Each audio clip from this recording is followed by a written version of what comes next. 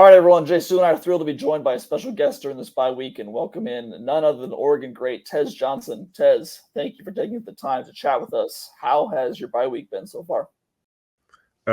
It's not really a bye week for us. We call it work week. So we out That's there what I practice. like to hear right there. Good You Work answer. week. We've been talking about I've been talking about it with Zach here. Bye weeks are a week for you to reprogram, right? Yeah. Recalibrate, heal up, and all that. So that's good to hear out the gate. Oh yeah. Like it's not like we take it as like how can we get stronger over this bye week? How can we be more smarter than other teams? So everybody Mhm. knows that. So when we saw bye week, we was like, are we looking for this bye week? But how can we get better? So Is it? I had this question for you later in the show, but I'll ask it now since we're talking about bye week. Is it strange at all to have a bye or a work week? Sorry, I'll use the terminology work week for you. Is it strange to have it this early in the season? It's not really normal to have this off week in September. You're usually a little bit later in the season. How did that impact with you, especially after a big win against Oregon State, a week ago? like for us, it's like it's fall camp to us. Like this whole season's fall camp. So having a bye week like this I think is pretty good for us because we've been going at it ever since fall camp started. Like it's been the same. It's just every Saturday now we have a game. We just go out there and perform it. But it's pretty much the same. I think it's not. It don't take nothing away. Like it still feel normal to us because our bye, like I said, our bye week is a work week, and that week we have it now is like a game. So we does it's not different. We know we have another one, as far as at the end of the season going into the playoffs. So we know like our coaches know exactly what to do with those, and we trust our coaches to plan for us. Mhm. Well, I want to start with asking you this. I've actually wanted to ask you this for a couple of weeks since it ever happened. What is the degree of difficulty on sprinting downfield full speed and high fiving your teammate as a celebration? What was that like with Trayshawn? Because I watched that happen. I was like, man, that's a high risk, high reward thing. Because you guys missed that high five. It's all over the internet. Did we miss it or we connected? No, no, I'm saying if you do, this is a high Oh, if we risk, high missed, oh reward. no, like I remember running when okay, so the play was called and we saw a man from them and they was playing like what 10 yards off. That mean they were scared. They playing 10 yards off. And we checked the play and I remember looking at Trey Sean and was like touchdown. And I had in my head already, like I'm gonna chase him down. I'm gonna just do what I do first and then I'm gonna chase him down. So that's what I did. And then as you see the play, he's looking around and making sure nobody behind him first so he can and then we high five. And when I high fived him, I mean, we got in trouble for it though. Like it was good. But Yeah. it was good. It was. He swore up and down. I didn't catch him. He swore up and down. He slowed up so he can high five. And no, I hawked him down. Yeah, man. The difference in the Oregon State game and the previous two games to start the season off with obviously saw a level of detail focus from both sides of the ball and special teams. Um, especially that one play where center, heads up play by the center and quarterback, and just everybody on the same page where Oregon State jumped off sides and y'all took the free play, right? Those Mhm. are big moments in games um, where if you don't take that shot, you know what I'm saying, you might not put yourself in a position to score, the way you guys did. Talk to me about the level of focus that you guys like reverted back to coming off of that second week going into Oregon State. I feel like it was just more like for like our team, we're so talented everywhere. We didn't know each other like how we was gonna play, how we was gonna gel together. So we lost so many people from last year, and we was already gelled and pretty much polished going into each game. But we knew as a team like we still got to go back to work and figure out how can we play with this guy, how his skill set match with mine, or like what good does Evan Stewart do really well, and what do I do really well that we can play together and take it to a whole nother level. And the same so forth for every position. And we knew that like when we come back in from film, we like, oh, we showing a glimpse of it. Now how can we put it together? Like going into that second week, we knew it was gonna be a tough game. It was still some pieces that we did. We did a lot of stuff like well and a lot of stuff not so well that we was coached. And taking into like Oregon State week, we was amped up because it's a rival game, and Mhm. then obviously going to Court Vallis and winning, which they didn't win last time they were up there. They came back and beat us. It was like now it's time to show the world like what we capable of now. Like here it is. We already made the mistakes. We fixed them in practice. Now let's go put it on the national stage and show everybody what we're capable of. And those plays, like you said, the offsides, the heads up play, we practice though. That's a day one install. Like we know that. Like if they jump, we snapping the ball and getting a free play, and we're gonna take our best shot to every receiver on that field. It can come to either person and go. Normally, a quarterback will take an outside shot to his outside receiver, but we coach it as anybody getting this ball. So whatever you're Yeah. comfortable with, like you getting the ball. So run off the ball like it's the first play. So yeah. Yeah, that route you ran, I mean, I would love to know, like, have you always been able to run routes like that? Because I mean, you really got his hips turning on that play specifically. And I mean, at the next level, you talk about professional football, Hmm. like the details to that route to get a guy to flip his hips. That the only way you win that route is if he flips his hips. You know what I'm Right. saying? Like, do you practice like I mean, obviously you practice running routes, but like, is there a certain measure in a sense of your preparation when it comes to certain route trees? You know what I'm saying? Like, Yeah. like knowing that this is my go-to, this is my bread and butter, this is something I got to work on. Like, what's your process like when you're going through your practice? Like my practice is do all the little things right. Like you have, I'm pretty sure like you have stuff like your go-to moves that that's gonna work every time. Nobody's gonna stop you. You Hmm. can go to it, but it's also about that little thing that you can change about a route in between and be able to get open. Like Yeah. how you just said, like being able to get him to flip his hips and go the other way. Like when I ran that route, I actually thought I knew for a fact I didn't make my move closer to him. I made it far back than I normally supposed to be. And it was just and that allowed him a little bit to get his hands on me. So now I made it a tougher play than what it was. Hmm. So when I came down with the ball, I'm like, okay, that's a good catch. But in my head now, I'm thinking like, coach finna get on to me that I was not Yeah. close enough Yeah. to make that move at all. Um, like those routes trees that we work out.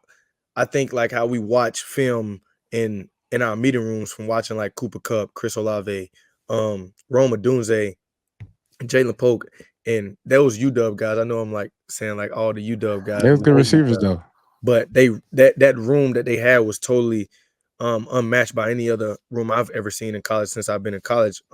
Those three guys from Polk, Jalen, and McMillan, those three guys that we watch in film, and obviously our coach June came from Washington and recruited those guys, and all the stuff that he worked with them, he puts it in the room and let them know like what did they do to make it to that next level. Like it's one thing when our coach Adams with Roma Dunze when he was a young guy, the ball always used to jump up on him quick, and he always used to like it was always lay hands. He catch the back end of the football.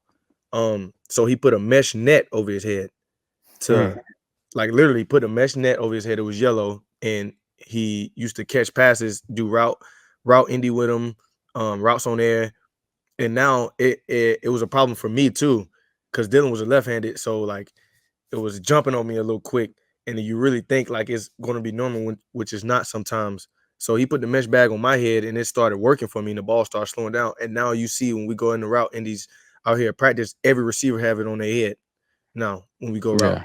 on That's route what's tree, up. so it's just like the people that he introduced us to, and like the film we watch from a DB or a receiver, how can we get open from this and that is unmatched. Like it's stuff like you have to take from that film and apply it to the field and apply it to your game for you to be the next successful thing. Yeah. Tez, you've been asked this before. I know I've actually asked you this back in fall camp, but now that you had a couple games under your belt with Dylan Gabriel, what's been the biggest difference that you've seen with him at QB? Not Bo Nix at QB, and you got so used to playing with Bo, but what's been the biggest thing you've had to get used to with Dylan? Is it the lefty throwing? Is it different ways he calls the offense? His cadence? What is it that you've seen so far? For him, he's transferred a lot of times, so it's hard to get that chemistry just to land in a spot and get that chemistry with each player. He's from week 1 to week 3. what I seen from Dylan is from week 1, he was just like, okay, I'm gonna go out here and play with my brothers. Like we believed in him, but he still was offbeat a little bit. Week 2, started to get on beat, taking his shots. Now week 3, we go 9 for 9. Like it's like, okay, we scoring every play now. And then he'll come back to the sideline and tell us, like, hey, that route I saw, just do it again. And the ball gonna be there. And we go out there and you can see the next route that we run the same thing that he said, the ball will be there. And you just gotta trust him. Now we trusting him and he trusting us to be in that spot. So the trust is there now with each receiver and running back. Like now you got guys that's not even in the starting lineup, like Jay Lamar, take a stream to the crib. Like, and it's like before we go out there on that play, we like, Jay, you finna go score. And we know Jaylen, if he see one crease, he's going to the house. Like, that's Jaylen Lamar. He do it in practice. The way he finishes in practice is fast. Yeah. And Dylan saw that, threw in the ball, touchdown. Now we come back and he say, I told you. Like, that's the confidence he didn't gain. I was about to say the confidence right there has to be like contagious right now. Like where like and going into a bye week right now, coming off an Oregon State win, big game, and obviously you guys have UCLA coming up. What are y'all talking about? What is the locker room vibe? What is the messaging that's being had right now as far as continuing that confidence, continuing that trust going into these games? We say feeble a lot. Like now, like when that first game happened, everybody like, oh yeah, we terrible. Like, you know. So we just preparing for everybody to hop back on this train that we so good and so this. We don't really care about what nobody else thinks. Like, we knew it was gonna happen. We knew, like, we know how the media is. We know how everybody is in the world, but we don't care. It's about Oregon. Like, this big O behind me, it's about us.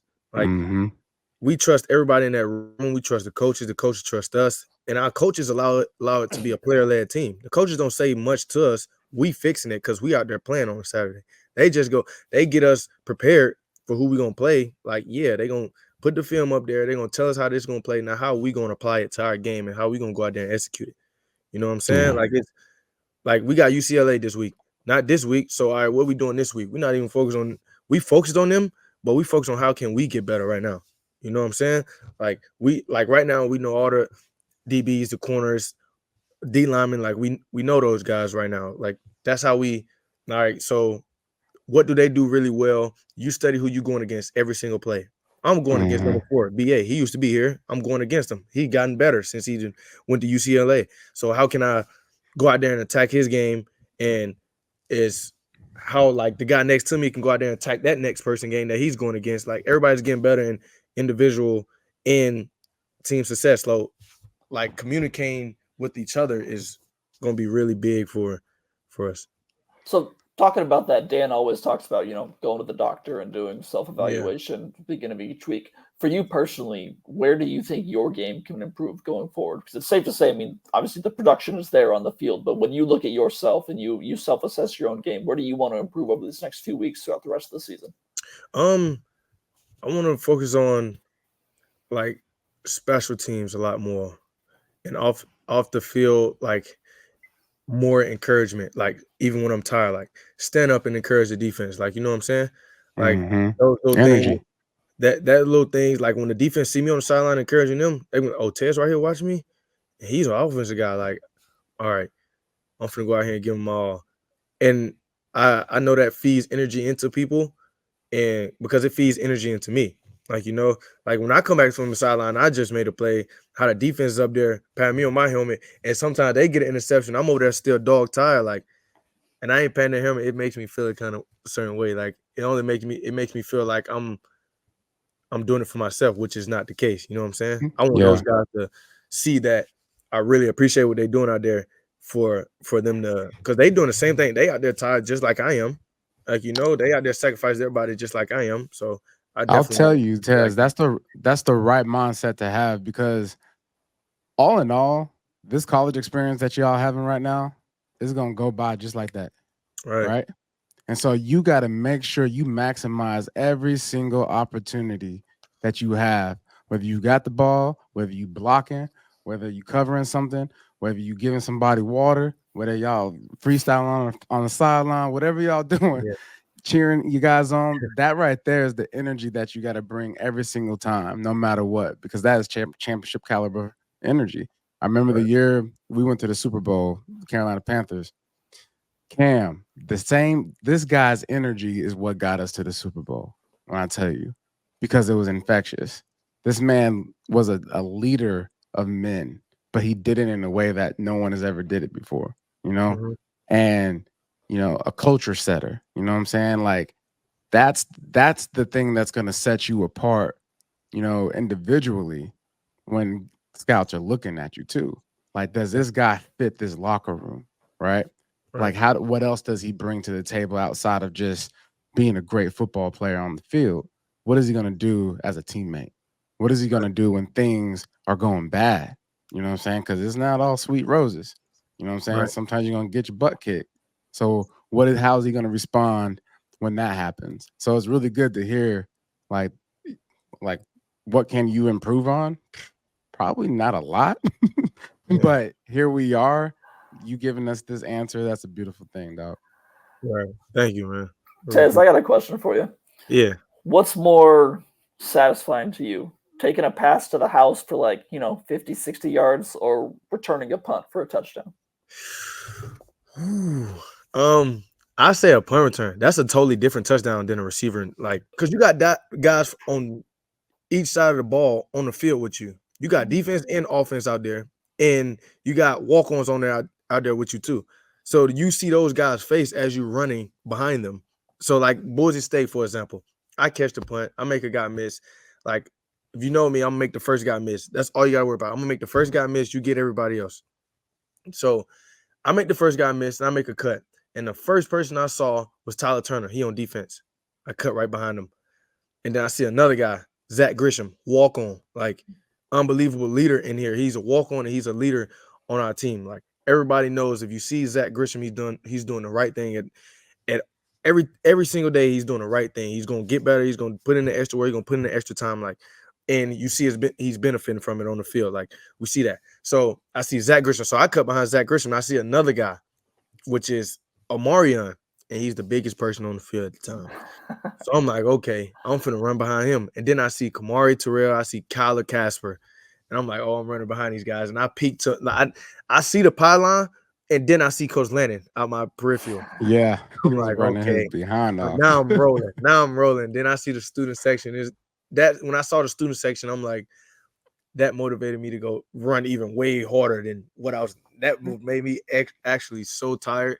I tried to use every bit of ounce of energy I had, like, and then when I got in the end zone and I turn around, it's a whole bunch of like special teams guys right there celebrating me because they've been wanting it for so long, and I didn't know we didn't score a punt return since 2018. Like that's crazy. Like I was like, oh, I never knew that.